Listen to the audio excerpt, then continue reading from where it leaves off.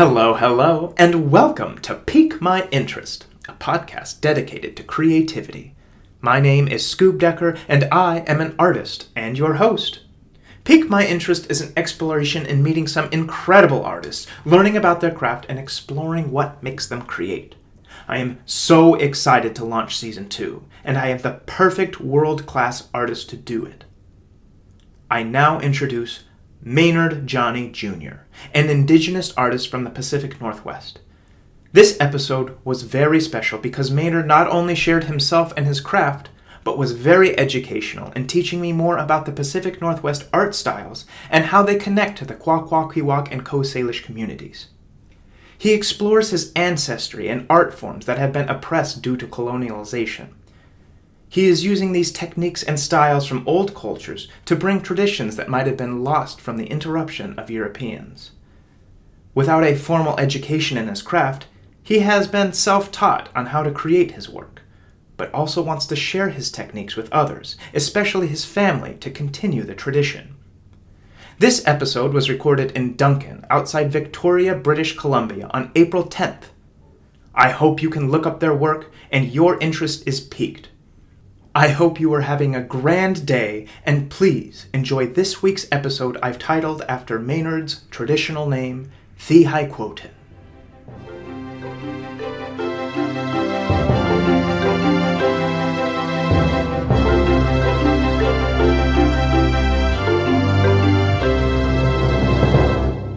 Hello, and welcome to Pique My Interest. I am currently in Duncan, just outside Victoria in British Columbia, Canada, and I'm sitting here with Maynard Johnny Jr. How you doing today? Good, thank you. Excellent. Yeah. Please introduce yourself. Yeah, my name is Maynard Johnny Jr. I have a traditional name I use. It's Thii Hayqwtun, and that means big fire. I received that name from my uncle in Musqueam. He says my artwork brings warmth to people's homes. That's why he's called me Big Fire. And again, that's Thii Hayqwtun. And it's a Coast Salish traditional name. And I'm from Coast Salish and Hayqwtun. And my mom's Hayqwtun and my dad's Coast Salish. And Hayqwtun is different than Coast Salish. There are many different nations. And I always forget to see how actually many different nations there are. If you think about this territory is the Hayqwtun territory, but it's made up of 5 different nations that amalgamated under colonial force, basically. Mm-hmm. So they became Hayqwtun or Hayqwtun, but there's actually 5 nations in this territory. Mm-hmm. So it's really, I should really find out for sure how many actual nations there are on the West Coast, but we are different. We are Halkominum speaking people in this area. My dad's Penelakut, which is a little further north. So it's really a neat thing I'm learning to understand myself because of colonial contact. I'm learning a bit more about culture that was lost during the oppression of Canada and Indigenous people. So I'll leave it at that. Speaking of culture, what is your craft? What is your artwork? So I do mainly Coast Salish style design and on paintings. I have dabbled a bit in Hayqwtun, which is a different style of design, and that's my mother's side.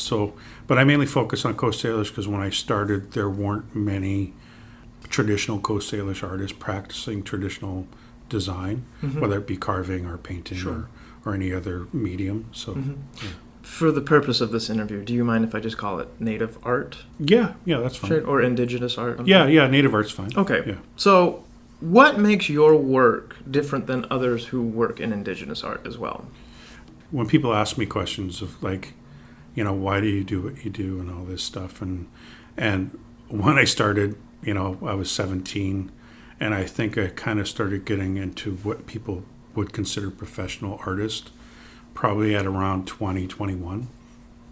And back then I wanted to be rich and famous. But now, as I said, when I started doing Coast Salish design, there weren't many artists creating that style of design. There was an artist named Susan Point, and she's from Musqueam. She kind of opened the door in the commercial market sort of sense and brought Salish art to the forefront. And I was kind of right there behind her. She opened the door and I walked in right behind her. So I'm proud to be a part of the Salish Renaissance, like having a style that we never had recognized, because the market recognized Haida art or Kwakwaka'wakw art, but they didn't see us as having our own style, which we actually did.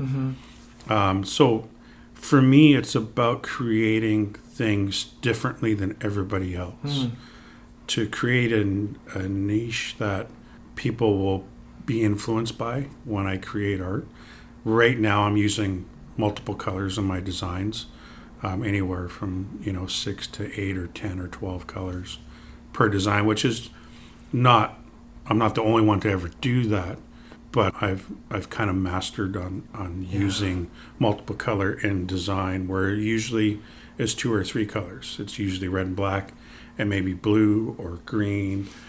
Sometimes there's yellow, sometimes there's orange, but not many people use more than 3 or 4 colors per design. And I mean, I don't want to even say that. I mean, there are artists that use more than those 3 or 4 colors, but I kind of got bored with red and black.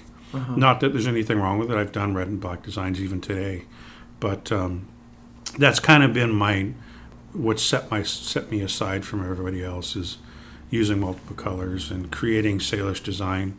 It forced me to change my format of design, so I use traditional Salish shapes. Yet I use them in a different way than most people use Salish design. Yeah, I think that's what piqued my interest about your work. When I see this Pacific Northwest native art, I see these bold lines, these colors that are really recognizable, these blacks and these reds. And then when we see your work, it is colorful, it is vibrant, and we're using these styles that we've seen before with a much more unique twist to it. And I love it. I think it's very vibrant, and if you know me at all, I love colors, so I'm very interested in your work as well. Thank you. What's your background? Do you have any education in your craft? No, actually, it's funny. My grandparents on both sides passed away either before I was born or very, very young. Indigenous people are very, family oriented, so usually it was your grandparents or your father or mother that would teach you traditional things, whether it would be art or culture or anything like that. So I grew up in Seattle, actually, until I was 12, and didn't have really close connection to my culture. So when I moved to Canada, I had always been interested in art, and actually I was going to be a comic book artist. I wanted to draw Batman and Spider-Man, and then my art teacher suggested that I didn't like doing anything else. I didn't like clay. I didn't like painting. I didn't like any of the other mediums that we were being taught in school. And we had to do a painting project. That was my very first native art piece. Was 7 feet long by 3 feet wide, and we got door skins. Like, back in the 70s and 80s, they used this plywood for door skins. Like, they put it on. Anyways, we got that. We always had it donated to us, and that was a part of our curriculum for art class, was to paint this door skin that was 7 feet by 3 feet. And I didn't want to do that because I only like drawing with pencil felts or pencil crayons. And she suggested me using native art, my cultural background, to influence me on painting. And I just kind of went from there and started becoming a native artist. And I reached out to family members that were creating art at the time and just couldn't get anybody to teach me. So I learned everything on my own. I learned everything by studying old pieces from art before European contact. There's spindle rolls and goat horn bracelets and goat horn rattles that were made 10,000 years ago.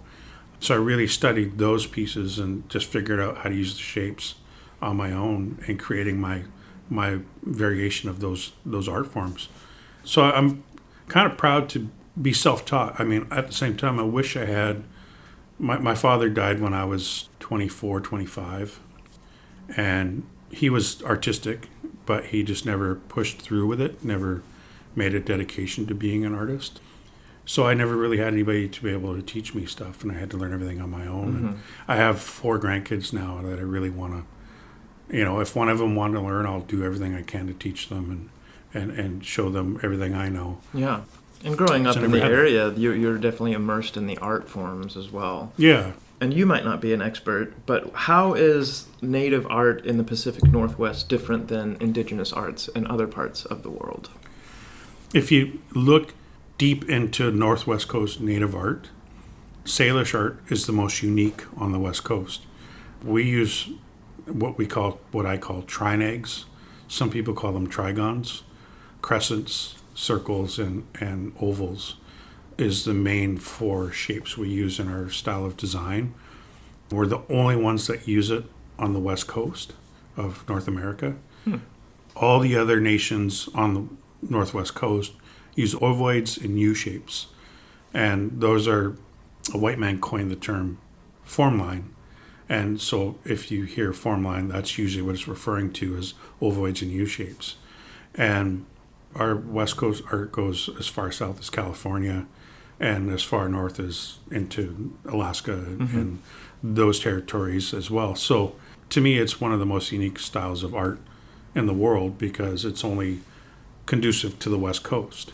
But Salish art this is kind of neat to discover. About 3 years ago, I went to a museum in San Francisco called the Young Museum. And I was cruising through and went through all these different areas of the museum.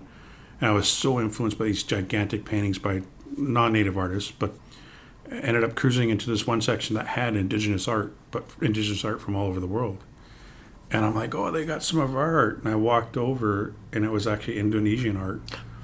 And Indonesian art was very similar to Coast Salish style in terms of using crescents and trinags in their carving formats. So it kind of piqued my interest. I haven't done any further investigating on it, but wondering if we somehow had connection because our people did, as far as I was told by ancestors, went canoe traveled as far as like Southern California, as far north as Alaska, trading and intermarriage with different nations. And so it makes me wonder if, did we go over there? Did they come over here? How did that amalgamation happen to them having very, very similar style of art to Coast Salish art? So that's interesting. To combine different communities or different tribes, you can start to get a collaboration of different art forms. And you mentioned canoeing. I mean, I see a lot of this native art in the Pacific Northwest in canoes and oars. And I think the most common thing we see around here are totem poles. We see a ton of those. And that's just interesting to think about. The combining of different cultures might have been the reason why we see some of these things. Yeah, I mean, without getting too far and too deep into colonialism, colonialism really interrupted our art. It really interrupted our culture. And to say interrupted is very light. They basically forced us not to practice our culture, forced us not to speak our language. Terminated. I mean, it was written in the Indian Act that we were anything less than human. And the Indian Act is a document that's used even today in Canada for Indigenous people of Canada. But I mean, John A. Macdonald was the first prime minister, and he was even quoted as saying, "Kill the Indian, save the man," which is, he meant like basically stop us from using our culture and our traditions and trying to make us into Canadians. That interruption really disrupted how we practiced our culture, and there's many different cultures and traditions on the West Coast. The Haidas are considerably different in their traditions and culture and background than we are as Salish people. And Kwakwaka'wakw are just as different from both of us. And Nuu-chah-nulth and Tsimshian and Niska, all these different nations all over the West Coast are quite different from each other. Not only their language, but their art practices, their cultural practices. So that interruption, like, it's funny, Duncan is traditional Hayqwtun territory. And it's known as the City of Totems. But Coast Salish didn't have totem poles. We had house posts that were inside and outside of our longhouses that represented that family. So traditionally, we didn't have totem poles. So even though Duncan is recognized as the City of Totems, Coast Salish people didn't have totem poles. And there's a lot of speculation. Our anthropologists and whoever historians say that totem poles originated in Alaska and they were making their way down, and it just European contact interrupted that inspiration of creating totem poles before it hit Coast Salish territory. There's all kinds of theories, and nobody knows for sure, but we typically never had totem poles. So that's the interruption of, and then you get into a point where people started, probably in the 70s or 80s, started to acknowledge that Indigenous people had a culture, they had an art form, and it was usually recognized as Haida or Kwakwaka'wakw, they had totem poles in their villages and stuff, and it represented their families. And so as time goes on, they start to allow us to do certain art forms. And so, city totems, I believe, started in the late 80s, early 90s, and hired a lot of non-Salish artists to create Salish totem poles, or just totem poles. But also, back in the 80s, Salish artists were influenced by Haida or Kwakwaka'wakw art, which are totem poles and ovoids and U-shapes. And that's what form lines are, is ovoids and U-shapes. So we weren't recognized in the 80s and even most of the 90s as having an art form until Susan Point, Charles Elliott were probably two main Coast Salish artists to really represent and push traditional Salish design into being recognized as ours. And then as time went on, I worked and created Salish art and again, I'm proud to be part of the Salish Renaissance. So it's really tough as an artist to realize what I'm doing is reviving a traditional Salish style of design and art, as well as many other artists that are friends of mine that are influenced me in my career. And we're working hard to revitalize our style of design and being recognized as Coast Salish. Absolutely. So yeah, it's really cool that we're getting some people going back to their roots, some artists going back and really finding their place and their history. So thank you for doing that and bringing it to our world. Speaking of, I would consider yourself successful. You sell these 4 foot to 5 foot massive paintings, or 7 foot, 8 foot. Yeah. And you're selling them for a pretty penny. They're gorgeous. Is that success for you? What is success in your craft, and what really got you succeeding in your craft?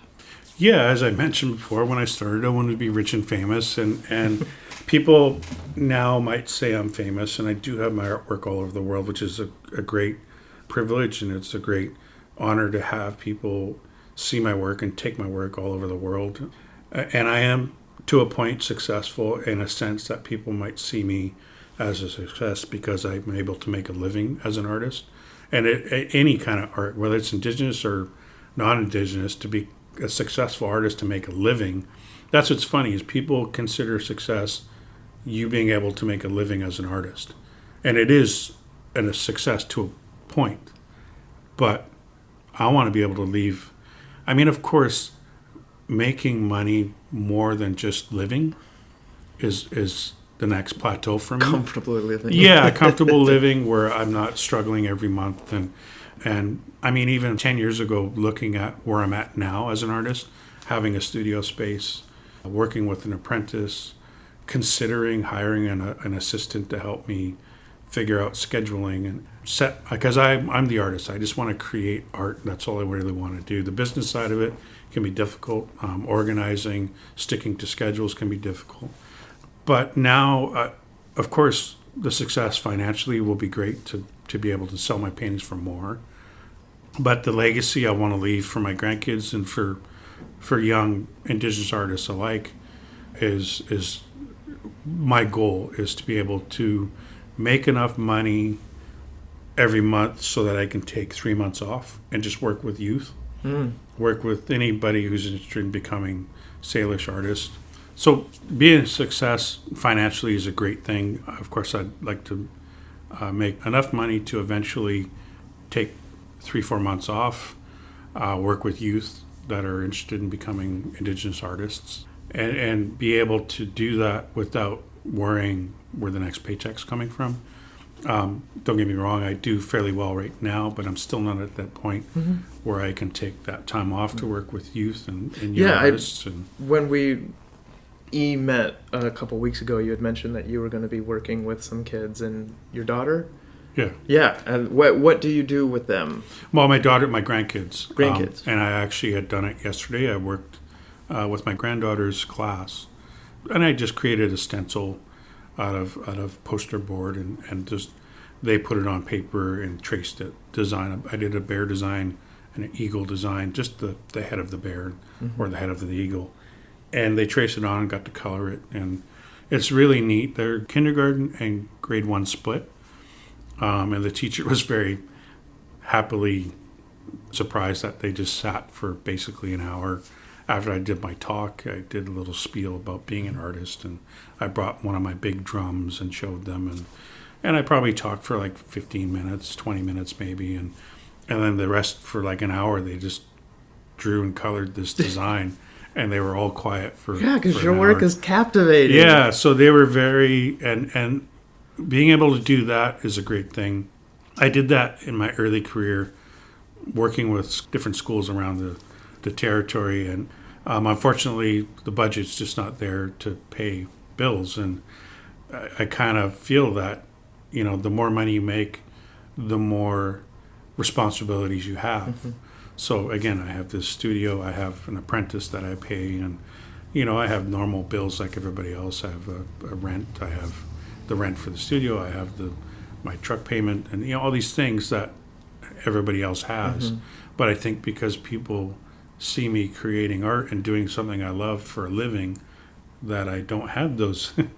and they want me to come in and teach even at university levels or corporations. Oh, we'll give you a $200 honorarium, and it's like, no, I can't do it for that. To take a day off, I spend anywhere between 5 to 8 or 9 hours a day working in the studio, and then Monday to Friday.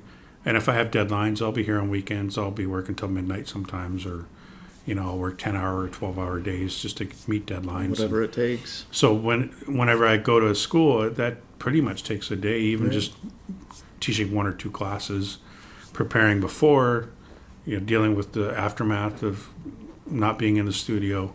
So all these things affect. So again, that's, to me, being successful is making enough money to be able to take that time to go work with youth, because that brings me a lot of joy. Seeing those kids and my granddaughters, and my granddaughter was so proud to have me there, and I bet. And to see that joy that the art brings is what I would love to do. I'd love to take that time every April to let maybe June or something, just to work with youth in school districts, to work with young artists that I can have come in the studio that are starting out as wanting to be a professional artist. But right now I just still can't afford to do that. I mean, my goal, I'm 51. I just turned 51 last week. Happy birthday. I given myself till 60 to make $100,000 a painting. So of course, if I'm 60 and I'm making $50,000 a painting, I'm not going to be upset either. But that's a goal I set myself that I think is attainable, and somewhere between now and then, I will be able to take that. I'll be making enough money to take that time off and work with youth, and the legacy I want to leave is to influence artists to not only create our art as a show of who we are as people, because that's what the art is to me. It reflects who I am and where I come from.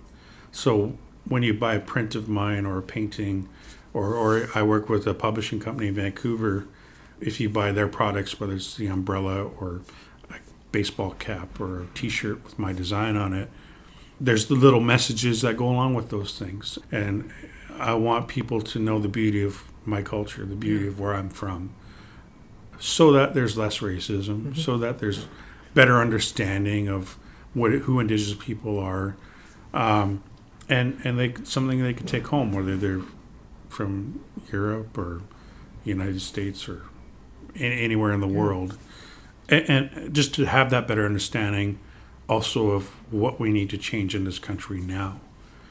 My art allows me to move or to go into different places that I couldn't go as an Indigenous person. So it allows people to feel more comfortable when I speak about the true history of Indigenous people in Canada and also in the United States. So there's more to being a successful artist financially and being famous and that kind of stuff. Don't get me wrong, I totally appreciate it, but it's allowing me to spread message, spread awareness, to show people the beauty of who I am as an Indigenous person. So. Yeah, we were talking earlier, you did say you had a goal of you selling a painting for $100,000, and you didn't care how big it was going to be. You were going to make it worth $100,000. And that's obviously a great goal to have, but I think just looking at your art and seeing the stories that you're telling and leaving your mark, I think it is very evident. I think they're gorgeous, and I feel like I do get to dabble into that history a little bit. But let's get into your creativity a little bit. We're sitting in your studio in Duncan, where we are surrounded by a lot of your artwork, and it is vibrant and colorful, and I love it. Tell me about your creation process. How do you get started? How do you come up with these ideas? Well, for the most part, one of my main goals as an artist was always to do things different than everybody else. I had a major influence from an artist named Robert Davidson, who did Haida art, another artist named Art Thompson, who did Nuu-chah-nulth art, and then Susan Point, who was, again, paving the way, opening the door to have Salish art recognized, and then another artist named Mark Henderson, who was a Kwakwaka'wakw artist. Those four artists were probably my biggest influences in the beginning. I didn't want to be like them, but they influenced how I thought. How can I do this raven or this eagle or this bear so much different than everybody else? So that's always been a goal, is to create the design of a character the way nobody else has ever done. And the reason Robert and Art Thompson, so Robert Davidson and Art Thompson influenced me, is because they were so good at creating a design that filled a circle or that filled a square or a rectangle. It wasn't like an eagle with its wings spread wide open and you had all this negative space between the eagle's wings, where they filled the whole circle. And that really influenced how I thought design would work. So the creative process always was influenced by filling a circle or filling a square, but also creating an eagle even different from the first time I created an eagle, or the 10th time or the 100th time. I don't want to do an eagle the same way. And I don't want to do an eagle the way every other artist has done. I want to do, I take influences from different artists to maybe how I place the wing or the beak or the foot or whatever. But that was always the creative process, is creating something the way nobody else has ever done it.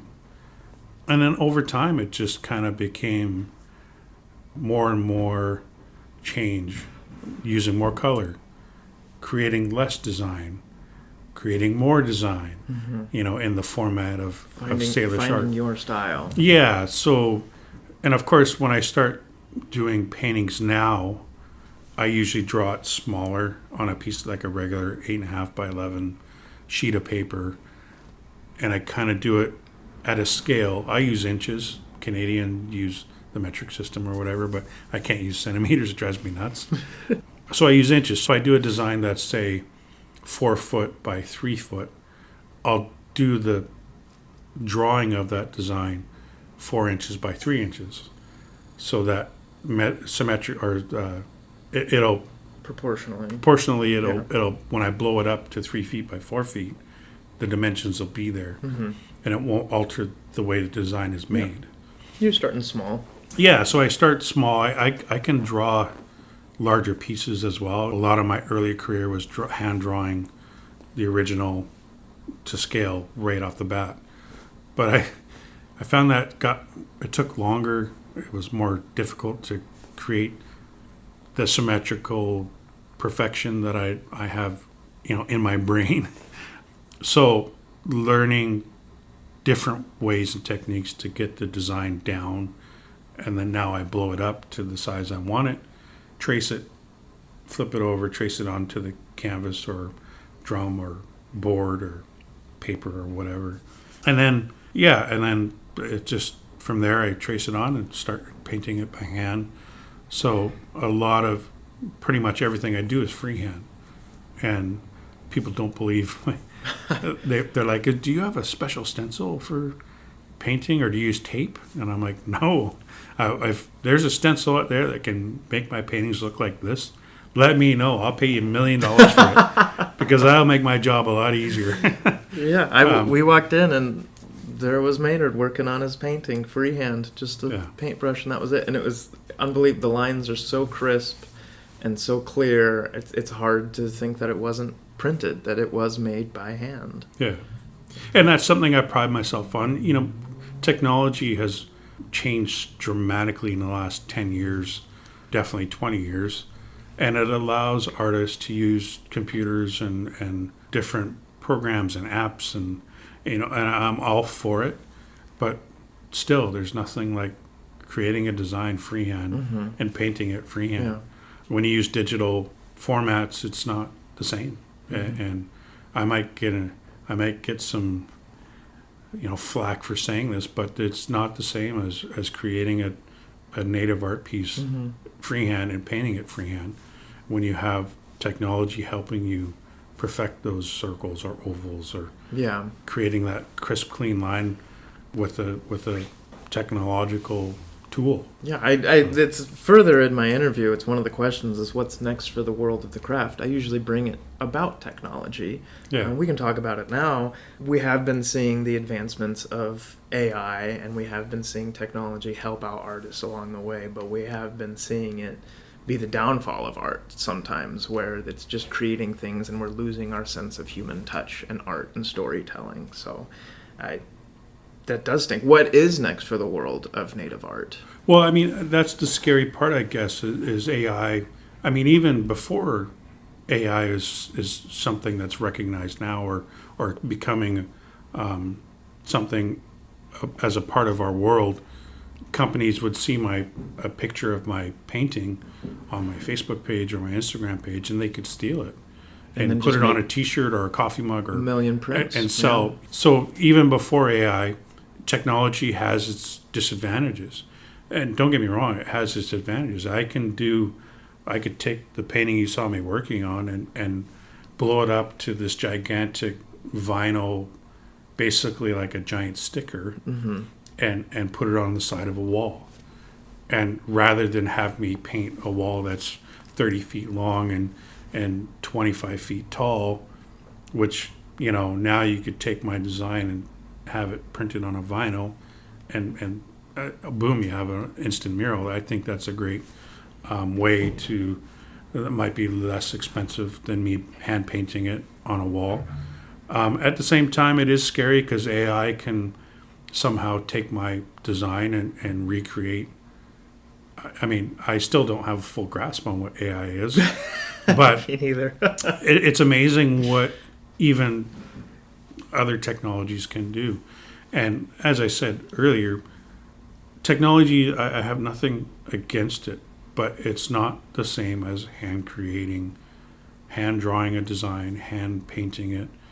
And to me, using it as a tool is a great thing, but unless you can actually create something by hand, I'm walking on a thin line here, unless you can create that design by hand and paint it by hand or carve it or engrave it or do what artists have done for thousands of years before technology, are you really an artist? And it's a bold thing for me to say, but at the same time, I'm going to teach my grandkids, if they want to learn, how to draw, how to paint by hand. And if they get into this technology advancement in the future, I want them to be able to know how to do it by hand. And technology has forced us to be less interactive with each other, less, like nobody sits at the dining room table and has dinner anymore. Everybody is watching a movie, but they're on their phones at the same. And I'm just as guilty. I'm not preaching here. I do the same thing. I catch myself scrolling on my phone when I'm supposed to be watching a movie at home, or spending time with my grandkids. I want to work harder at playing a board game with my grandkids, spending actual quality time with them, other than allowing them to watch YouTube or whatever they like to do, play video games. And so I find technology definitely has great advantages, but it also has major disadvantages in terms of art, in terms of quality time with your family. Life's too short to not spend time with the people you love. I've always thought technology is so interesting, social media, because it was something to bring us all together, but at the same time it has split us apart so much. It has separated humanity so much. And thankfully, to people like you, you're trying to bring it back to its roots. So it's tough. Don't get me wrong. I bet It's really tough. And like you said, we're all guilty of it. We're sitting there and we're scrolling and go, wait, what am I doing? Supposed to be... Why am I not in this moment enjoying it? Anyway, let's lighten it up a little bit. Let's go back to your creativity a little bit. What gets your creative juices flowing? Do you have any hobbies that complement or contradict your craft? I know as soon as I walked in, you were listening to music. Yeah, I love music. I can't stand it being quiet. And it's funny, as I mentioned, Robert Davidson has been one of my biggest influences, and he's a master at what he does. I've heard, I haven't actually asked Robert, but I've heard that he doesn't like anything happening while he's working. No music, no other I've had friends that have worked with him as an apprentice or has collaborated with Robert, and every once in a while, on Fridays, you can play music while you're working, but it has to be classical music. And I'm like, man, I don't know how. To me, it's a necessity to have music playing while I'm working. And I've actually started to listen to different things on YouTube, or there's a movie. It's sort of a documentary movie called The Price of Everything. And it's a movie that's about artists and collectors and auction houses and museums and galleries that talk about how art is viewed and priced and sold and bought in the art world. And Jeff Koons is a major artist in this world. He's probably one of the richest artists that's living. And then there's other artists that they touch base with, Damien Hirst and a few others that have been influential in the art world. And I'll listen to that as I'm working. That kind of gets the creative juices flowing. Mm-hmm. For me, visiting with Robert, seeing his work, seeing other artists' work, plays a heavy influence on my creative flow. When I see a colleague, or I call them my friends, when they post or text me and say, hey, I'm just finishing up this piece, and it's like, wow, it's so inspirational. It makes me want to, I'm like, I want to create something really cool like that, but my own thing, right? I don't want to be like theirs. I just like, oh man, now I got to do something really cool too, right? Mm-hmm. Also, when I get commissioned to do pieces, people see a design I've done on a painting, or they see it on a T-shirt that I've done, or like, I really like a painting like that T-shirt, or like that painting I saw in Seattle, or whatever, and so sometimes it's tough to recreate something that's the same but different, because you don't want it to be exactly the same. That you've already created. Yeah, and as I mentioned earlier, when I do a whale, I want to do a orca that no way I've ever done it before, and no way, and differently than everybody else has done an orca. Mm-hmm. But sometimes people see an orca I've done and they really want that. Mm-hmm. They want the same thing, and I'm like, well, it'll be similar, very similar, almost the same, but not quite, because I don't like doing the same thing twice. And, right. Yeah. Also, you seem to be a very family-driven individual. You love your family. That is very huge in native art, as well as nature and animals. Are you inspired by the world around you? It's kind of weird, this whole talk about social media and what I call colonialism has influenced me as I've grown. So I like having shoes. I like fashion. I got a new truck. I economically driven, which I'm really trying hard to move away from and connect back to nature, connect back to Mother Earth. If you look at this territory, especially in the Lake Hayqwtun region, they've done mass amounts of logging in the last 50 years to the point where, everything is being affected by that. There's no watersheds anymore. There's no canopies to protect the rivers and the lakes and our surrounding territories. So everything we're doing to push forward in this world, oil is a huge contributor of how we live our daily lives in this world. So I know we can't turn the oil taps off. Otherwise, we would just be in chaos. At the same time, we need to learn to manage how we take from Mother Earth. And I'm not preaching. I need to do better myself. And I'm starting to learn that before colonial contact, we were heavily influenced by Mother Earth. And we only took what we needed. So when we hunted an elk, we used everything from that elk. We used the horns, we used the bones, we used the hooves, and we used the skin. And of course we had the meat that we ate. But we used the skin for drums, we used the skin for our fashion. We used the hooves for when we do our ceremonies, and the antlers and the bones for knives and tools. And so I didn't know it as time went on as an artist that I had to have an influence from nature, from why am I doing an orca? Because this client wants me to do an orca. But I want to have a better understanding of why it's important to have orcas surviving in our oceans. There's a whole system. Like I say, the trees, you overlog, there's no canopy. There's no watershed. The watersheds aren't being protected anymore. Therefore, it becomes harder to keep our world safe, especially for future generations. Yeah. So. I had an educator once tell me, you can't just teach a child to care for the trees. They don't understand that. You have to teach them what trees do and what they do for the world. And then you can bring up the fact that trees are dying. And then that's how you start to get them involved and interested in the survival of these trees and what they can do for the world. And that's almost like anything in life today. We're just so, and I think technological advancement is kids don't know how to count back change when you buy something in a store. Kids don't know how to tell the time on a clock that's not digital.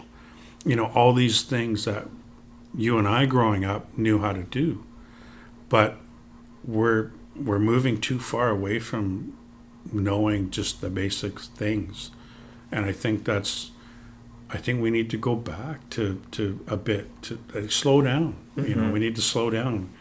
And if we don't, it's already showing in today's world with, people don't want to believe in, I shouldn't say people, but there are those who don't want to believe in global warming. And it's usually those that are rich and powerful because they don't care. And it's so weird. Like when you say you have to explain why trees are important and then that they're dying off, it's so weird that the people that are running these oil companies, running these, the clear cutting for trees and everything that's affecting our global warming, they don't care. And it's so weird that they don't care what they're leaving for their future. They don't care about their kids or their grandkids, what they're leaving for them. They just care about making the almighty dollar. You can't take it with you when you go. And unfortunately, these people are in their 70s, 80s, and 90s now. They don't care about the environment at all. They just care about making money. They don't care what kind of future they're going to leave for their children or their grandchildren or their great-grandchildren. And you can't take it with you. And your grandchildren and your great-grandchildren can't eat money You can't drink money. So it's very scary. And that's the one thing. It's funny, I talk about making $100,000 a painting because that's my mentality. That's the way I've been brainwashed to believe that I have to make this amount of money to be successful.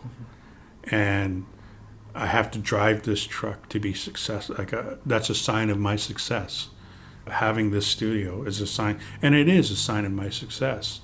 At the same time, what can I do to change the way we treat our environment? Mm-hmm. It's colonial success, if you will. Yeah. So creating space for Mother Earth is especially in the last probably 5 years, has really weighed heavy on my thought process. Mm-hmm. Because this world is so economically driven. And the people here in BC, people can't afford to buy groceries. People can't afford to live a normal, like, day-to-day life. And it's scary. We're $2.01 a liter for gas. BC is the most expensive place to buy gas in the world. Which is really, it's a scary thing. Now, how do you change that to be environmentally correct without hurting the economic value of everyday life?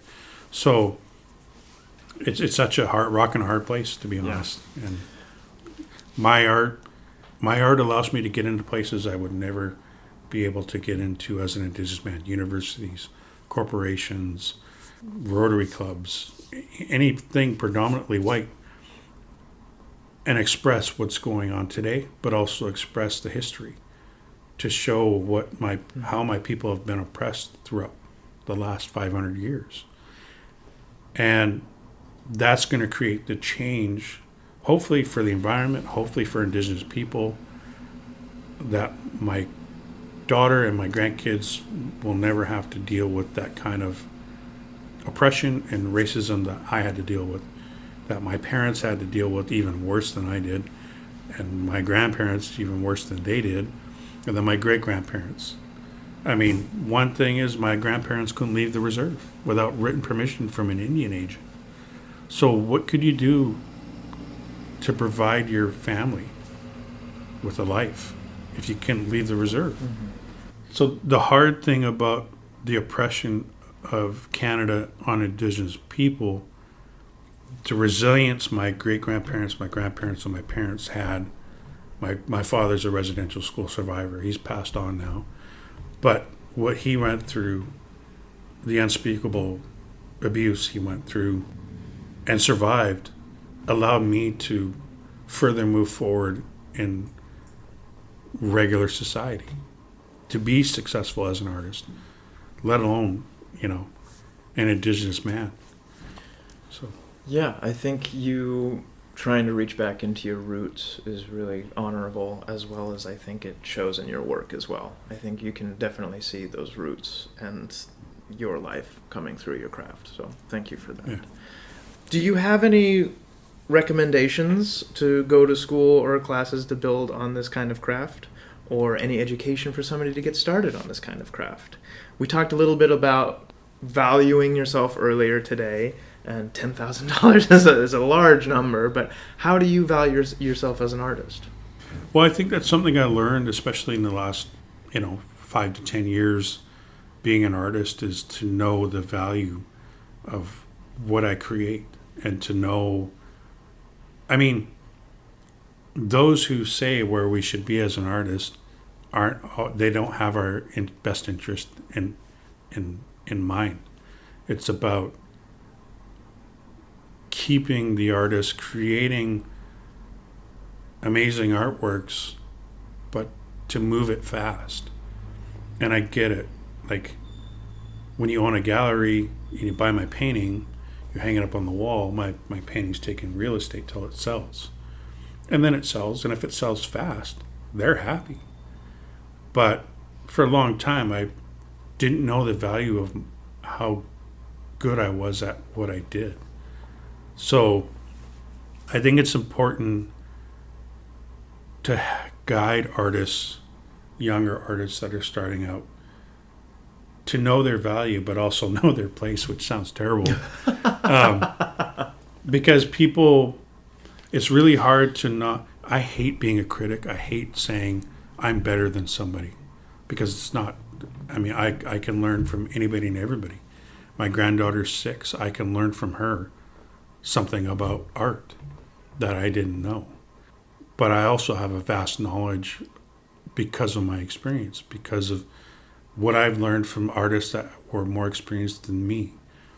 So it's almost like a balancing act to know your place in the art world, but to also know your value as an artist. Like, I didn't have anybody guide me. I didn't have anybody teach me till later in my career where I should go, what I should be.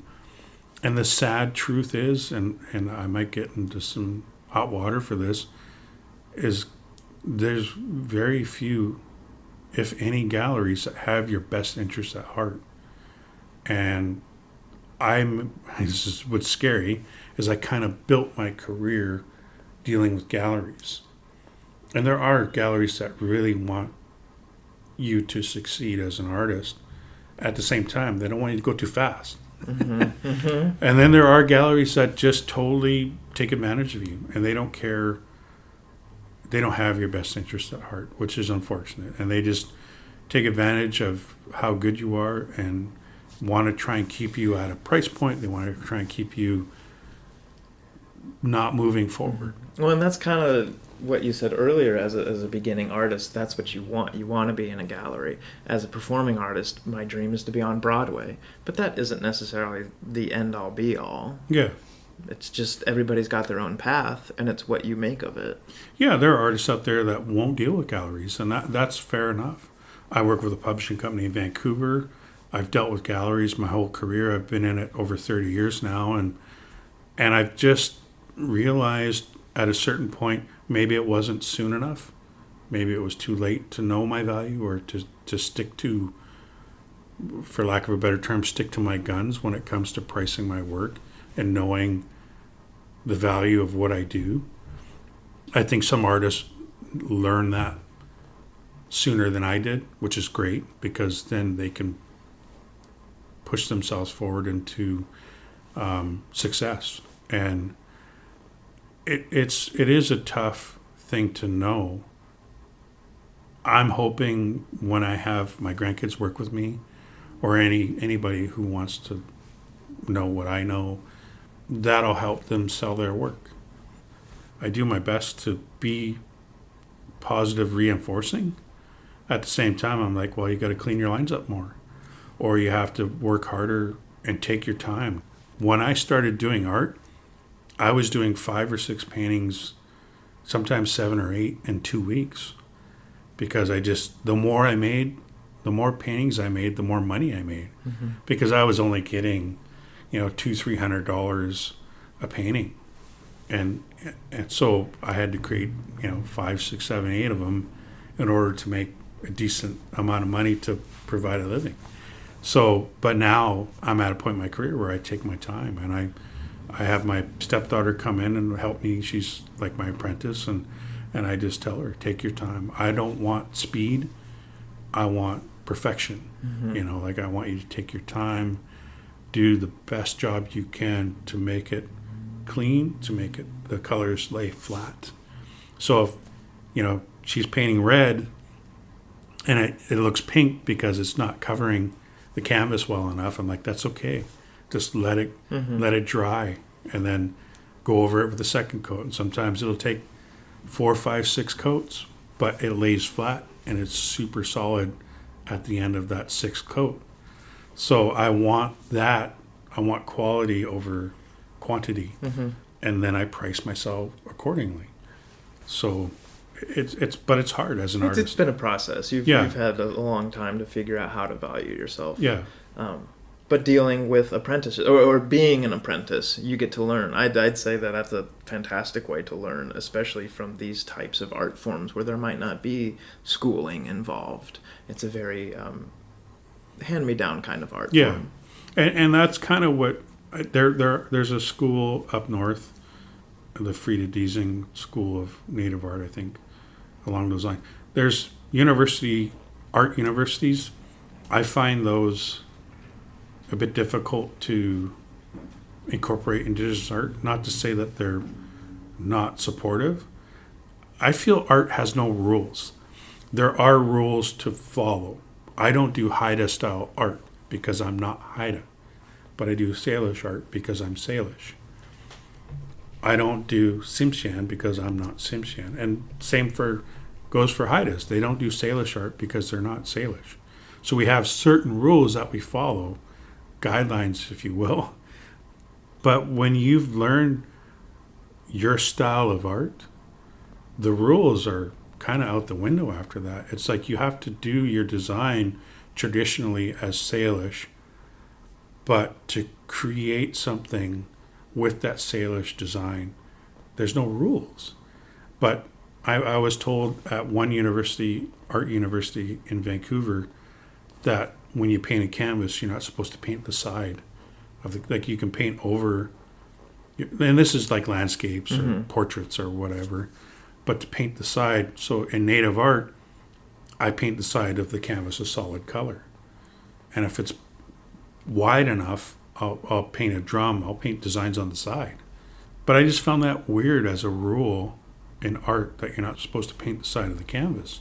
I'm like, who says that? Well, my teacher. And I'm like, well, that's a dumb rule. That's a dumb rule. So, but I don't know if galleries say that. Oh, you painted the sides, we can't sell this. Like, I don't understand why. I don't know if a gallery says that. I'm not saying galleries say that, but it just doesn't make sense to me that that's a rule. Yeah.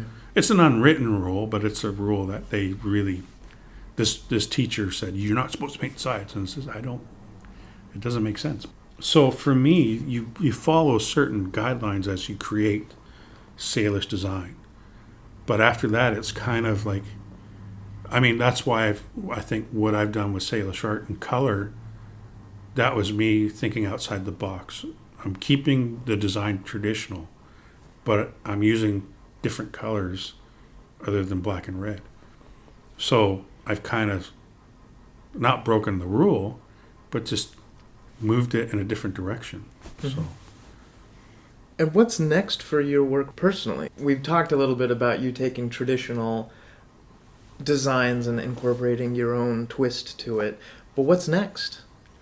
I think that's always a question that I keep asking myself, because when you're creating something that you don't realize is changing the game, for lack of a better term, because I'm just focusing on how can I be different?